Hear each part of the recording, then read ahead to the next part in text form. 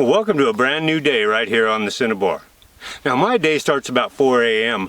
That's about the only time I can get a couple hours of uninterrupted work these days.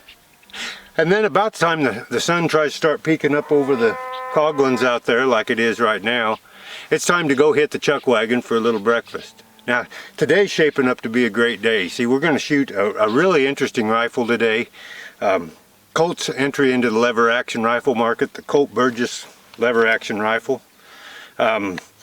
These are just a wonderful little gun, and they didn't make them for very long, and they didn't make very many of them, and there's a lot of debate about why that is. And there's a lot of debate about whether maybe Colt and Winchester came to a gentleman's agreement where Colt would stop making lever actions and Winchester would stay out of revolvers. We're going to settle that debate today. We're also going to take this up and do a little shooting and take a closer look at it and have a little fun with this whole rifle. And then we'll talk a little bit about that whole debate. And we know that there actually was a gentleman's agreement and a meeting between the presidents, and we know generally what was said in that meeting. So we'll talk a little bit about that. So stick around, I'll go have a little grub and we'll go up and do a little shooting and talk a little bit about some Old West firearms history. Now these Colt Burgess rifles were only made for about 16 months between really late 1883 and early 1885. They made a total of 6,403 of them. And the reason I remember that's because I saw years ago for sale locally serial number 6,403. And I always wish I'd have got it, but it was really rough and the guy wanted way too much money. If I had my druthers, I'd probably choose the other end of the spectrum and have serial number 1, but never had the opportunity at that one. But anyway, these Burgess rifles are most often compared to the Winchester 1873s, and they were most likely designed to compete with the 73s. They were only available in 44/40 caliber, and they look to me really more similar in size and style to a Winchester 1892. You can see the receiver is much smaller than a 73, and while they have toggle links, they're quite a little bit different than the 73 toggle links and much more compact. So they've got a much smaller receiver than the 73. And so while the overall length of the Colt Burgess is the same as the 73, the barrel is actually 1.5 inches longer. Instead of a 24-inch barrel that they had on the 73s, they have a 25.5-inch barrel on the Colt Burgess, and I think that's probably by design. I mean, why would they decide a 25.5-inch barrel for any other reason but to try to make them the same length as the 73 with a little bit longer barrel? So I'm sure that was kind of trying to make that a selling point of these Colt Burgess rifles. So right off, since I just got this rifle when I was over at the big gun show over in Cody, Wyoming, the Winchester show, and interestingly I came back with a couple of Colt rifles, but haven't shot it, so we're going to sit down here and just take a shot up close and see if it shoots anywhere near point of aim, and then maybe we'll take a few more shots and maybe we'll make a little red mist while we're up here this morning. Okay, so I've thoroughly checked this rifle out in the shop, cycled some dummy rounds through it, checked the headspace, slugged the bore. And by the way, this one has a pretty good bore, and why I was really interested in it when I got the opportunity to buy it. But there's just no test as good as taking them out here and shooting them. So we'll put this one on paper, just see where she's hitting, and then if we need to, we can get it adjusted a little bit, and then we'll do a little more shooting with it.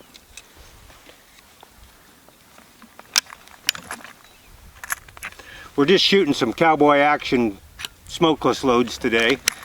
I should have loaded up some black powder, but I just didn't take the time to do it.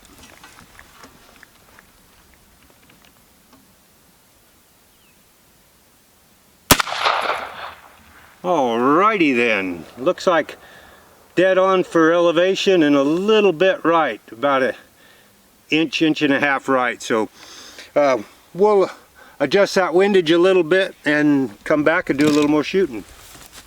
Now let's take a little closer look at this Colt Burgess before we do a little shooting. Now these rifles came in both a round and octagon barrel, not surprisingly. They were only available in 25.5 inch. They did have a carbine version and a baby carbine version, and it's easy to tell if you ever come across a baby carbine, and of course they're extremely rare. The loading gate, or the loading opening here for the loading gate, is square in the front, and that's one of the places they actually did some lightening, some weight reduction was by squaring that off. So, you know, if you come across a carbine, especially a baby carbine, jump on the opportunity, because there are not many of them out there. Now you can see that they are pretty similar in looks to the Winchesters and the Marlins. In fact, this looks a lot like a smaller version of the 1881 Marlin, but not surprisingly, the 1881 Marlin was also designed by Andrew Burgess, and Andrew Burgess was an amazing designer, and not nearly as well known as John Browning, but was on a similar level. I think he has even today the second most firearms patents ever behind John Browning, and did some pretty amazing stuff. He had come out with 2 repeaters that were capable of firing 45-70 long before Winchester and Browning came up with the 1886 repeater in 45-70. So these are pretty great rifles. I really like them. This one, of course, is in pretty rough condition, and almost all Colt Burgesses that you will come across are in rough condition. And I think that's a testament to how much their users liked them. I mean, I think probably of all of them that I've seen, maybe 5% are in nice condition. This one has some issues with the wood, of course. The rest of it's actually in pretty good shape and does have a good bore. You notice the crack here on the fore end. That's very, very common, because this loading gate is actually a spring-loaded sliding loading gate, unlike the Winchesters that just pushed in. And so you can almost see, if I wasn't in the way here, that sliding loading gate moving forward, and how thin that wood is underneath. Now we'll do a little repair on that and patch that up, and this buttstock, of course, has been cracked, and I think probably way back in period of use was repaired, and of course they didn't care about blind repairs in that time, so it's got several tacks in it and whatnot. We'll probably just restock that. But overall, it's a pretty darn nice gun. It has a good bore. It functions well. It cycles well, and it shoots pretty well so far. You know, putting a couple shots on paper. So I'm kind of excited about it. 2 of the things that made me want to buy this gun when it was offered to me, a guy just brought it over to my table and asked if I'd be interested. One was the bore, and 2, it still has the cleaning rods in the butt. Now, I've never seen a set of Colt Burgess cleaning rods before, but sure enough, here they are. And I've never even seen a Burgess advertised with them, so I don't think they're very common out there. Of course, there aren't very many Burgess out there, so I was really pleased to see that these originals were still in there. And they're similar to the Winchesters, but different enough that it's pretty obvious that they are their own type of cleaning rod. Now, I'd be tempted to use them as a template to maybe make some reproduction ones, but with so few Burgess rifles out there, I'm not too sure there'd be any kind of a market for them. But when we get done today, it'll be kind of fun and nostalgic just to use these to clean the old rifle up. So, without further ado, let's go ahead and get some more shooting in with this old girl.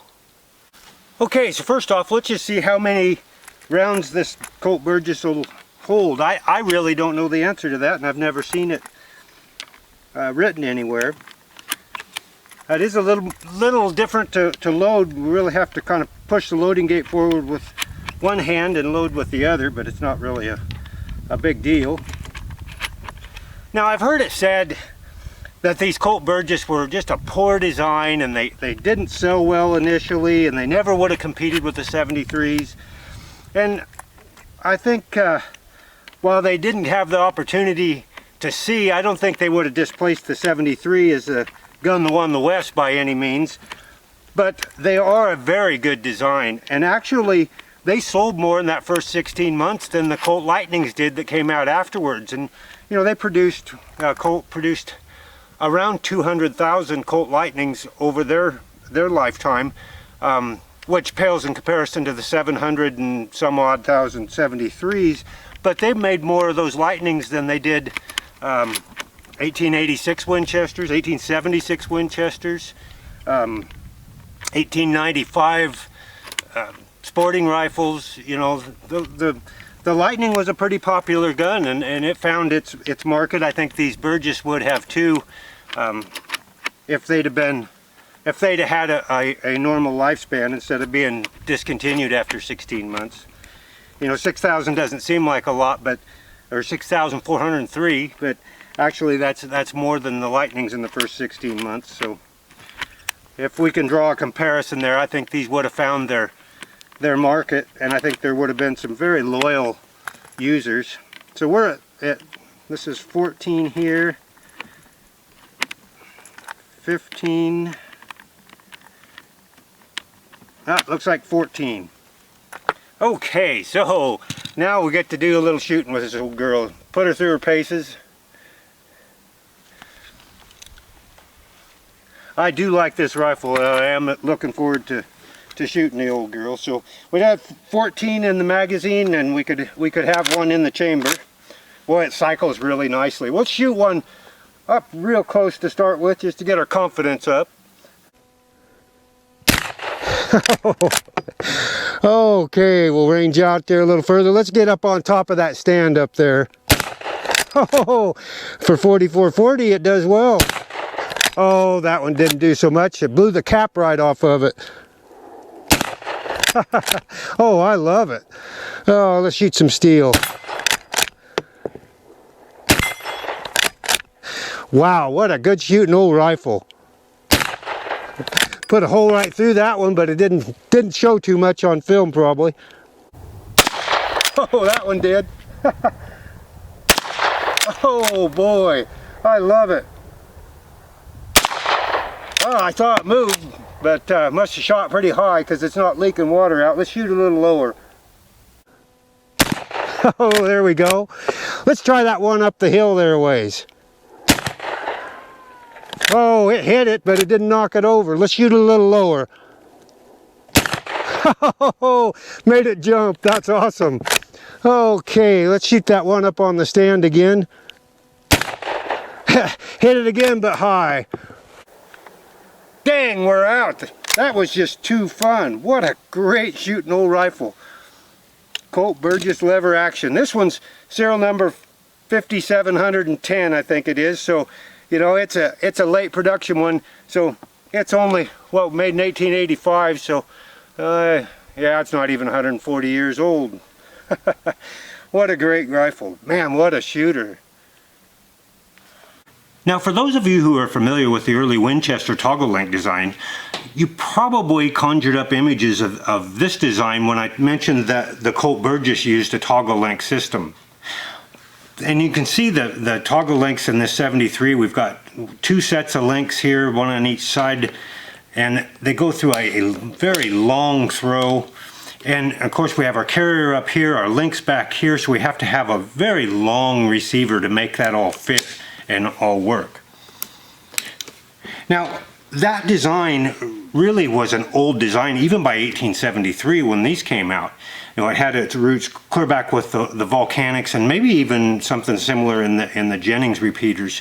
Went through the Henry rifles, the 66s, the 73s, and then the 76s. So it's not really surprising that by 1883 Andrew Burgess maybe came up with a little better, more compact toggle link system and enabled him to make a much smaller receiver. Now you can see in comparison we've got a receiver with toggle links in, or actually a toggle link, it's only a single in the Burgess, and a much smaller receiver, and there's some real big advantages to that.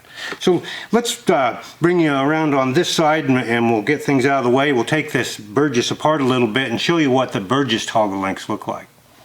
Okay, just for brevity's sake, I've already taken the buttstock off and the mainspring out, and really they come off just about like most other lever actions. Things change a little bit from there, where we have the link between the finger lever and the bolt. It's very similar to some of the later model Winchesters, and I wouldn't be surprised if this wasn't kind of the inspiration for John Browning as he designed some of the Winchester models, where we've got a pin cover here, a screw that covers it, and then we just take that pin out from the opposite side, and that's the link between the lever and the bolt. We've got a lever screw here, actually it's a bushing, that's very similar to the Marlin designs.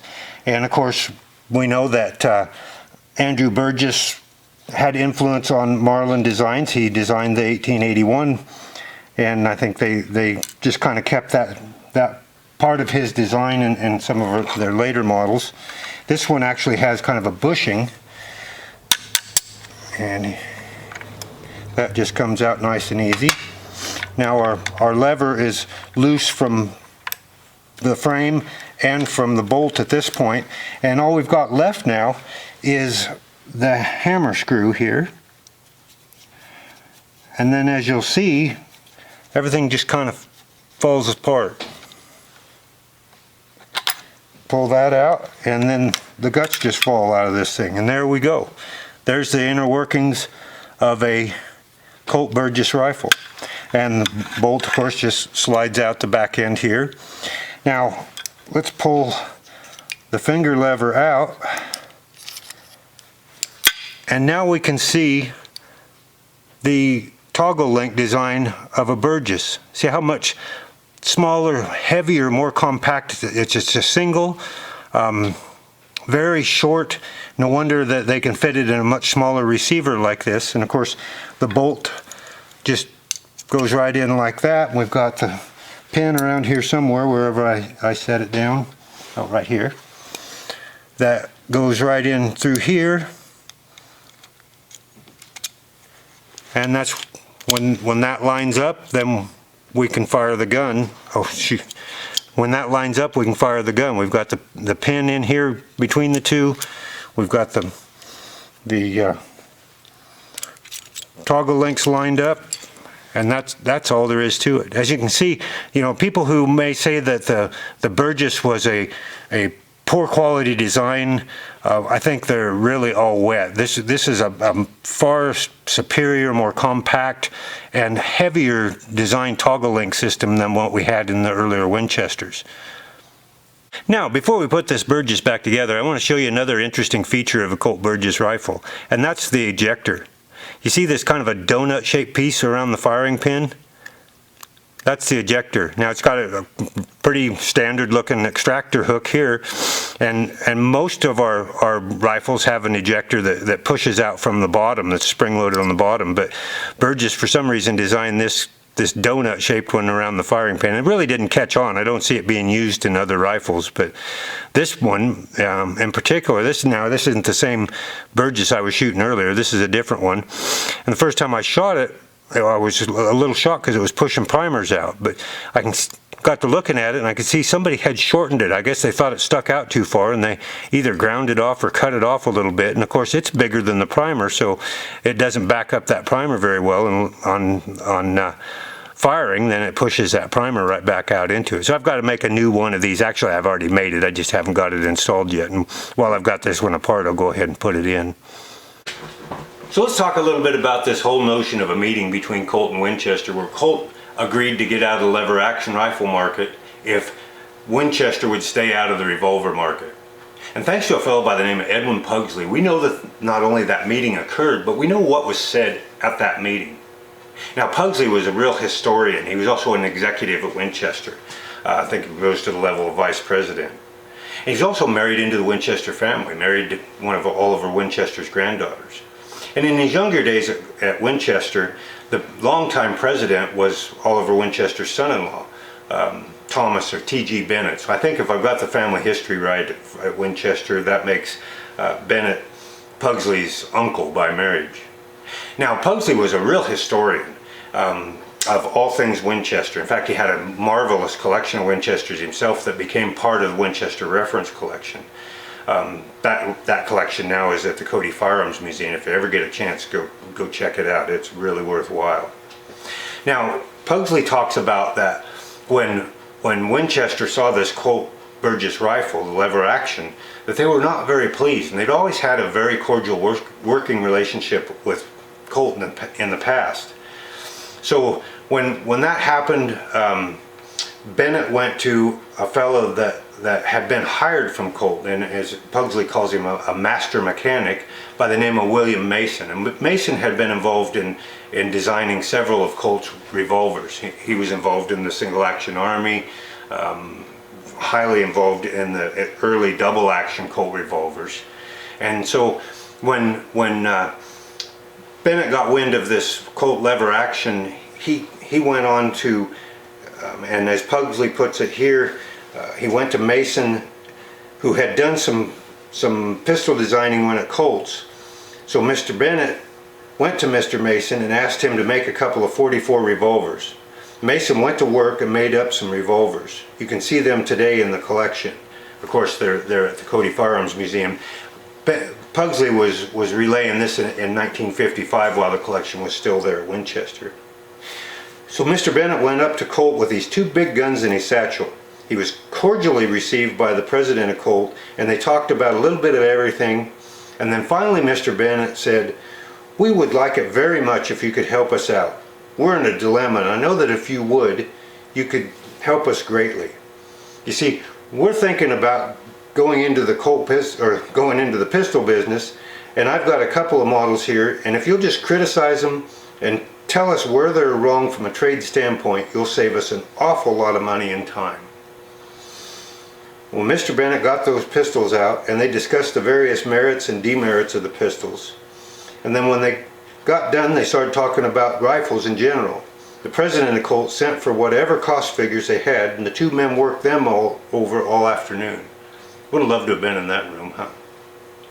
The president of Colt, got line off. When they got through, Colt was surprised to find that they had never made any money in rifles.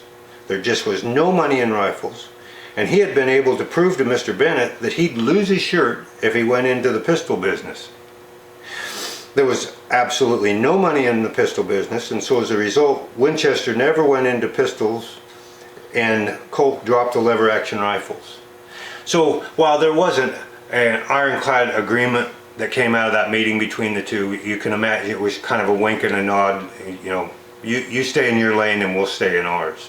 Now Pugsley went on to talk about years and years later, after the Olin Corporation had bought Winchester out, this was in the 1930s, that John Olin came to him. Pugsley was the superintendent of the factories at the time, and asked if they could make a certain pistol. And here's what Pugsley told John Olin. I told him the story about the session that had been held in the 80s between Colt and Winchester. Mr. Olin thought for a minute, and then he said, "Well, I guess if it was good enough for T.G. Bennett, it's good enough for John Olin, and we'll stay out of the pistol business." You see, there was a gentleman's agreement made in the days when it was perfectly legal, before the Sherman Antitrust Act, which has survived 2 or 3 receiverships and dozens of changes in management, and which is held tighter than any legal document could possibly have been drafted. So I hope that ends all this debate about whether there was a meeting or a gentleman's agreement.